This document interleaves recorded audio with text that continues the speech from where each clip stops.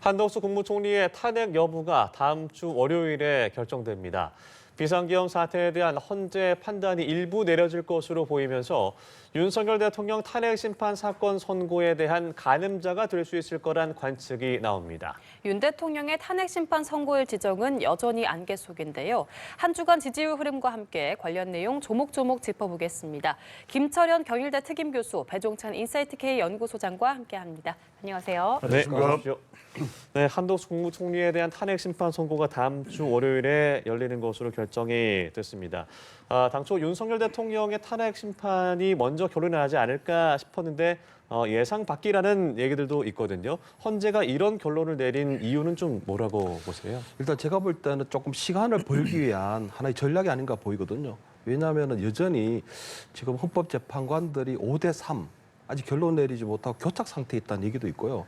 그렇기 때문에 아마 조금 더 시간이 필요하다. 특히 아마 6대2라든가 이런 뭐 인용 결정이 내려질 수도 있지만 만장일치를 위한 시간이 계속적으로 필요하다는 그런 얘기가 있거든요. 그렇기 때문에 아마 헌법재판소에서 볼 때는 대통령 선고를 하기 전에 최종적으로 시간을 좀 더 벌기 위한 하나의 방책으로 아마 국무총리에 대한 선고를 먼저 한다 하는 그런 게 있기 때문에 그 지난주에도 보면 그 체제감사원장이라든가 이창수 중앙지검장에 대해서도 그 사안의 중대성으로 볼 때는 대통령에 대한 선고나 국무총리에 대한 선고가 먼저 나야 되는데도 불구하고 그것을 먼저 했거든요. 그런 부분에서 볼 때는 아마 그런 부분이 있지 않나 하는 생각이 들고요. 또 하나는 볼 때는 헌법재판소에서 나름대로 좀 정치적 메시지를 내려고 하는 게 아닌가 하는 생각이 들거든요. 이건 뭐냐면 체제감사원장을 그때 탄핵 선고할 때 보면 탄핵 소추권이 남용된 게 아니다라는 그런 메시지를 냈거든요. 네. 그동안 보면 비상계엄의 하나의 원인이 줄 탄핵이었는데 민주당의 줄 탄핵이었는데 그 부분에 대해서는 헌법재판소에서 그거를 부정을 해준 거거든요. 그렇기 때문에 민주당의 줄 탄핵이 어떤 탄핵 소추권이 남용이 아니라고 하는 것처럼 이번에도 마찬가지로 그러한 여러 형태의 어떤 정치적 메시지를 내려고 하는 것이 아닌가.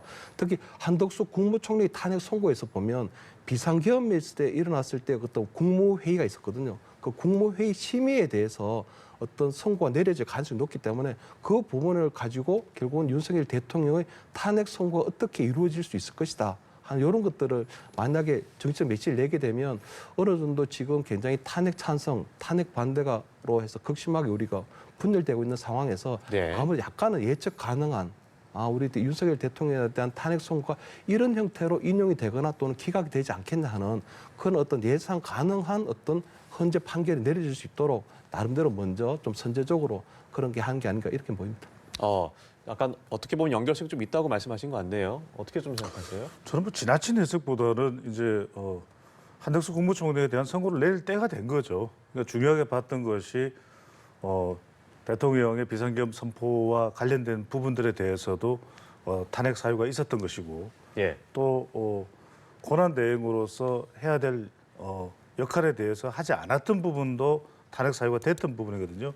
그 부분에 대한 것이 이제 결론이 내려진 것이겠죠. 그래서 한덕수 국무총리에 대해서 선고를 내리게 되는 것이고 이걸 지나치게 정치적인 연결고리를 또 이야기를 한다든지 또는 대통령의 탄핵에 대해서 일종의 가늠자가 될 것처럼 이야기한다든지 그것은 지나친 해석일 수가 있는 것이고 지금 한덕수 국무총리에 대한 선고가 중요한 이유는 지금 최상목 권한대행은 부총리인데 지금 권한대행을 하고 있거든요. 그렇다면 국정이 지금 공백 상태인 상태에서 계속해서 이 부분을 늦출 수는 없는 것이고 한덕수 국무총리에 대한 부분을 먼저 할 수 있을 만한 이제 결론이 나왔다는 거겠죠. 아직까지 대통령과 관련된 부분은 어떤 결론인지 알 수가 없습니다. 그건 아직까지는 결론을 내릴 만한 좀 시간이 더 필요하다는 부분이고 그렇게 봐야 될 것으로 봅니다. 그럼 이제 민주당 입장에서는 선입선출의 원칙을 어겼다라고 반발을 했는데 뭔가 불만이 섞일 수 있을 만한 어떤 결정일까요?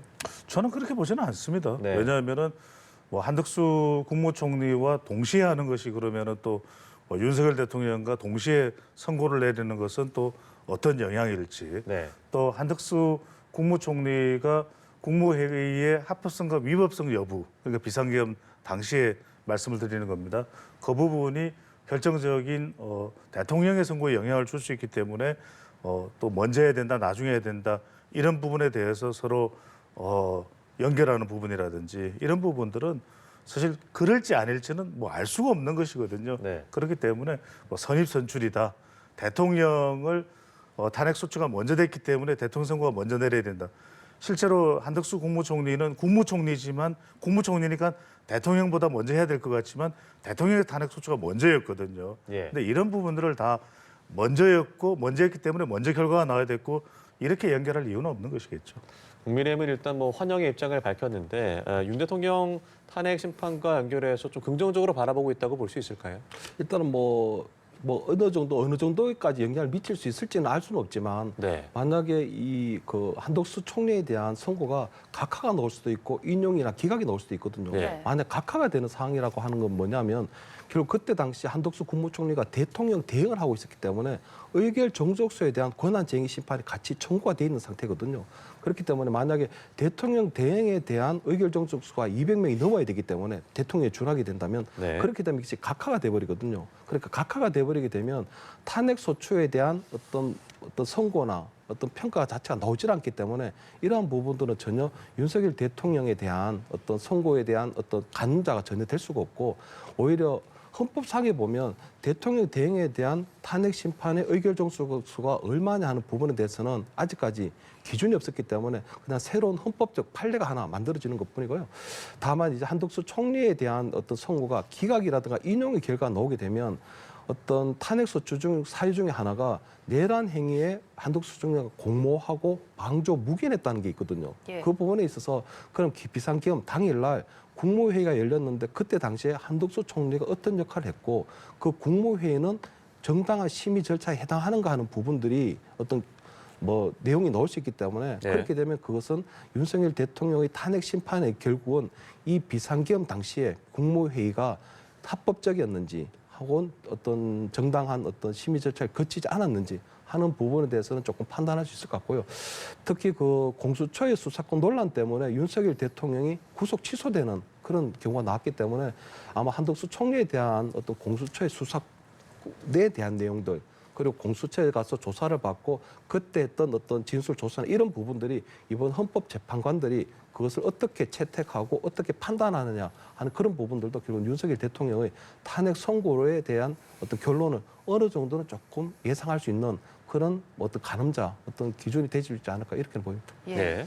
한덕수 총리의 탄핵 심판과 윤석열 대통령의 탄핵 심판, 별개의 사건이지만 쟁점이 겹치는 부분이 있는 만큼 한 총리에 대한 헌재의 결론이 이 윤 대통령 심판에 어떤 영향을 줄 수 있을지도 좀 관심이 쏠리고 있는데 어떻게 예상을 하시는지요? 그렇죠. 그럴 수도 있고 아닐 수도 있습니다. 왜냐하면 국무총리로서 세 가지가 이제 지금 선고의 심판의 중요한 이제 기준이 됩니다. 하나가 이제 국무총리로서 내란 혐의와 국무회의의 심의 의결 절차에 이 내란 공모냐 무기이냐 이런 부분이 있거든요.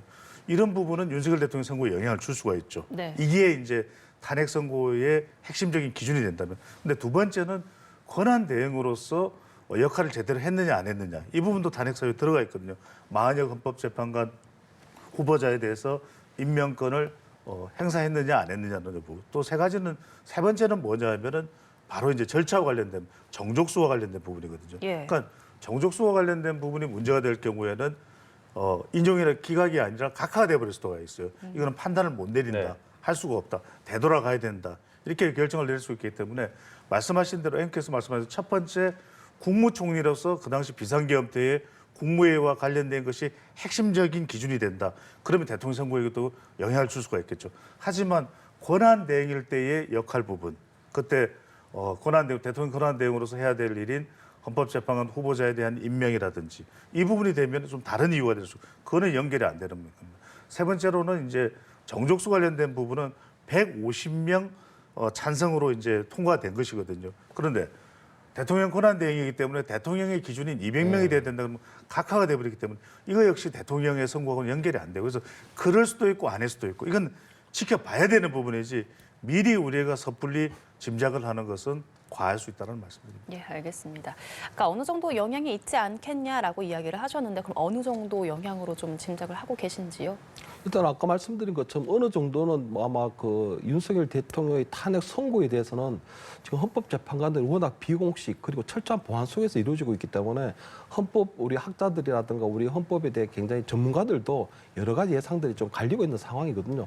다만 이번에 아마 한덕수 총리의 어떤 선고 결과를 좀 지켜보면 그것이 각하든 아니면 인용 탄핵 아니면 인용이라든가 기각 결과 나오는 그 선고문을 보면 어느 정도는 윤석열 대통령에 대한 어떤 선고가 어떤 방향으로 잡힐지 하는 그런 부분에서 중요한 기준점 내지 참고 자료가 될 수 있지 않을까 이렇게 보입니다. 네. 일단 이런 가운데 민주당은 고심하던 최상목 대통령 권한대행 탄핵 카드를 꺼내 들었습니다.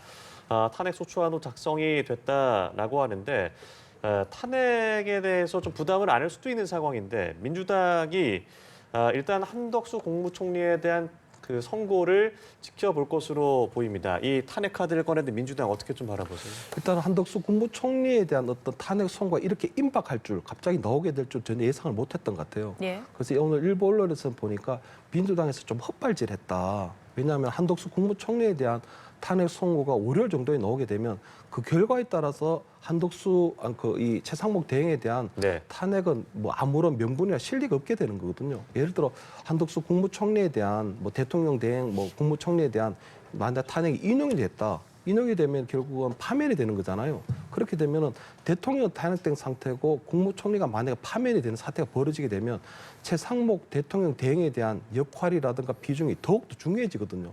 그런 상황에서 과연 민주당에서 대통령 탄핵, 국무총리 탄핵 이어서 최상목 부총리에 대한 탄핵을 할 수 있을 것인가? 이건 할 수 없다고 봐야 될 것 같고요. 만약 기각이 됐다. 그럼 한덕수 국무총리가 직무에 복귀하게 되는 거거든요.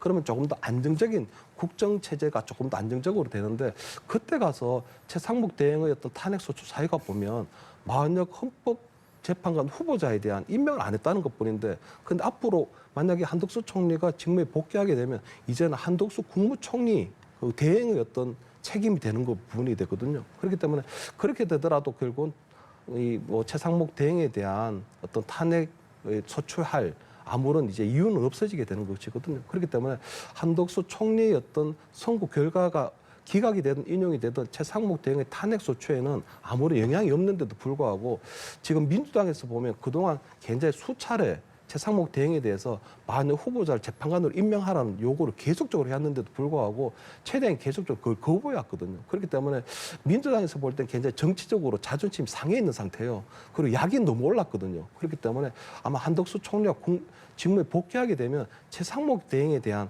탄핵 절차는 아마 진행될 가능성도 저는 남아있다. 왜냐하면 지금 민주당에서 너무 자존심 상했고 이대로 만약 포기하게 되면 아마 민주당이 과연 공당으로 그렇게 할 수 있을 하는 부분도 있기 때문에 결국 민주당의 정치적 자존심을 지킬 것이냐 아니면 공당의 어떤 책임 있는 모습을 보여줄 것이냐에 따라서 한덕수 총리가 아마 직무에 복귀하게 되면 최상목 대행에 대한 탄핵 절차를 진행할 것인지 말 것인지를 판단하지 않을까 이렇게 보입니다. 네. 저는 최상목 권한대행에 대한 탄핵 추진은 민주당이 안 하는 것이 낫다고 봅니다. 지금 워낙 국민들이 더군다나 비상계엄에 대한 대통령의 선언도 이런 줄 탄핵 또 줄 특검에 대해서 명분을 가지려고 했던 것이거든요. 네. 그렇지만 그럼에도 불구하고 비상계엄을 하는 것은 아니다라는 것이 국민들의 대체적인 판단 아니겠습니까? 그러면 민주당도 29번이나 윤석열 정부 임기 들어서 했다 그러면 적어도 지금 이 시기에는 안 하는 것이 맞는 거죠. 물론 한덕수 국무총리의 24일 선고가 중대 변수가 될 수 있습니다. 최상목 권한대행에 대한 민주당의 탄핵 추진에 있어서. 하지만 그렇다 하더라도 그 선고 결과가 어떻게 나오는지 여부를 떠나서도 지금 하게 되면 중도층에 대해서도 상당히 민주당이 타격받을 수 있기 때문에 저는 하라 마흔여 헌법재판관 후보자를 빨리 임명하라 또 이런 주장을 하는 것은 또 강하게 또 요구하는 것은 맞지만 뭐 탄핵을 이야기하는 것은 별로 민주당에도 여론상으로는 큰 도움이 되지 않을 것으로 보입니다. 예. 이런 가운데 어제 헌법재판소 앞에서 기자회견을 하던 민주당 백혜련 의원이 얼굴에 달걀을 맞는 일이 발생했습니다. 백 의원은 민주주의 사회에서 있어서는 안 되는 일이 벌어졌다고 밝혔는데요. 지금 탄핵 심판에 대한 선고가 지연이 되면서 탄핵 찬반으로 쪼개진 집회 열기도 가열되고 있잖아요. 우려도 좀 나오고 있는데 어떻게 보십니까? 아마 그렇게 극심하게 분열된 모습이 그런 형태로 좀 표출됐다고 보고요. 저는 굉장히 조금 안타까운 사건이고 모르겠습니다. 그 정치적 의사 표현이 저런 어떤 폭력적인 형태로 나타나는 부분에 있어서는 굉장히 잘못된 것이고 거기에 상응하는 저는 어떤 처벌을 받아야 된다 이렇게 생각을 한다는 말씀 먼저 드리고 다만 저것은 저는 나름대로 예고된 테러로 보이거든요. 예. 언제 일어나도 그리고 뭐 지금 헌법재판소 앞에서 시위를 하고 있는 국민의힘 의원들이나 아니면 뭐 민주당 의원님들이나 어떤 저런 형태로 나타나고 있는 부분들이 저는 예고된 테러다. 저는 언제든지 일어날 수 있는 것들이었거든요. 왜냐하면 지금 과거에 우리 그 박근혜 2006년도, 2016년도 박근혜 대통령 탄핵과는 달리 지금 이번에는 뭐 탄핵 찬성이나 탄핵 반대 극심하게 지금 여론이 갈리고 있는 상황인데 그렇다면 정치권에서 이런 부분에 대해서 조금 쿨다운 시키고 조금 냉정을 되찾고 자제시키는 노력이 필요한데 그저께 보면 이재명 민주당 대표가 또 몸조심하라는 그런 좀 섬뜩한 발언을 또 내놨거든요. 네. 최상목 대행이 뭐 만약 후보자를 임명하지 않고 있는 부분에 있어서는 어떤 그런 부분을 질타하면서 뭐 몸조심하라는 그런 발언들도 내놓고 있기 때문에 아무래도 그런 정치인들이 그런 역할을 하지 않게 되면은 아무래도 이제 뭐 탄핵 찬성이나 반대 나와 있는 집회에 참석한 사람들이 굉장히 저런 극단적인 형태로 나타날 수 있는 부분이 있거든요. 네. 그렇기 때문에 저는 아마 이번 주말 또는 아마 탄핵 선고 나기 전까지 저런 유사한 형태의 모방 범죄도 충분히 일어날 수 있는 가능성이 높다. 그렇기 때문에 아마 경찰에서도 굉장히 저런 부분에 있어서는 경비를 조금 더 삼엄하게 해야 될 필요가 있고요. 저는 정치권에서도 이제는 어느 정도 이제 헌법재판소의 어떤 탄핵 선고 결과에 대해 승복한다는 메시지를 꾸준히 내면서 나름대로 조금 과열된 그리고 극심하게 분열된 그 어떤 국론을 조금 다독이고 안정시키는 자제시키는 그런 노력들이 좀 선행돼야 된다 이렇게 보입니다. 예, 집회 분위기가 가열되고 있는데 어떻게 보시는지요? 그좀 김진일 교수님 말씀에 더 보탤 내용이 없습니다. 그대로만 했으면 좋겠어요. 예. 특히 여야의 역할이 중요하다. 정치권에서 이것을 선동하는 그런 발언을 국민의힘이든 민주당이든 해서는 안 될 것이고 더군다나 특히 이제 집권 여당은 정부와 함께 또 치안 또 안전 이런 부분들을 충분히 확보할 필요가 있는 것이고 또 지지층들도 자제를 좀 해야 됩니다. 우리가 뭐 지지하는 것에 대한 또 표현을 하는 것에 대해서는 우리의 어떤 자유, 헌법에서 보장된 자유가 있습니다만 그것을 폭력으로 이어가서는 절대로 안 되는 것이기 때문에 아무리 지지하고 탄핵에 대한 찬성과 반대 의견이 있더라도 그것을 폭력으로 또 이어가는 것은 절대로 안 된다는 것만은 분명히 지지층들도 국민들도 또 유념을 해야 될 부분으로 보입니다. 네, 이 부분은 뭐 여야 모두 다른 의견이 없을 것 같습니다. 자, 지난 한 주간의 여론조사 흐름도 살펴보도록 하겠습니다. 엠브레인 퍼블릭, K스텔 리서치, 코리아 리서치, 한국 리서치가 지난 17일에서 19일 만 18세 이상 남녀 1,003명을 대상으로 진행한 전국 지표조사 MBS에서 윤석열 대통령 탄핵에 대한 찬성 응답이 60%로 지난주보다 5% 올랐고요. 탄핵에 반대한다는 응답은 35%로 4% 낮아졌습니다. 헌재의 탄핵 심판 과정에 대한 신뢰도 질문에는 60%가 신뢰한다라고 응답을 했고 신뢰하지 않는다라는 응답이 36%.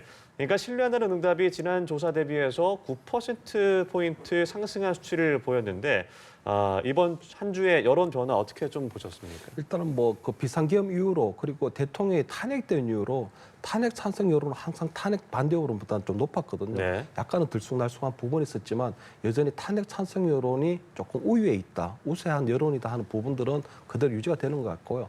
다만 헌법재판소에 대한 신뢰율을 조금 올란 건 예. 지난주에 하나 조금 새로운 변수가 하나 생겼거든요. 예. 그게 보면 권성동 국민의힘 원내대표가 탄핵 선고 결과에 대해서 승복하겠다는 승복 메시지를 했습니다. 예. 그리고 민주당 이재명 대표도 결국은 헌재의 어떤 선고 결과에 대해서 수긍하지 않으면 어떡할 것이냐 하는 나름대로 여야 정치권에서 어떤 탄핵 선고 결과에 대해서 승복하겠다는 메시지가 나왔기 때문에 그것은 결국은 헌법재판소의 선고 결과에 대해서 신뢰하겠다는 그런 것들로 다가올 수 있는 부분이 있거든요. 그렇기 때문에 아마 여야 정치권의 어떤 탄핵 선고 결과에 대한 승복 메시지를 바라보는 어떤 국민의 여론들도 상당히 이제 헌법재판소에 대해서 어떤 결과 기각이 되든 인용이 되든 그 부분에 있어서의 헌법재판소의 어떤 선고 결과에는 이제 신뢰한다. 나름대로 국민들도 그 부분에 대해서는 승복하겠다는 그런 형태가 아마 여론조사로 나타난 게 아닌가 이렇게는 보입니다. 네. 가장 큰 이유는 탄핵 찬성과 또 반대 또 이제 인용과 기각에 대한 여론에 지금 가장 크게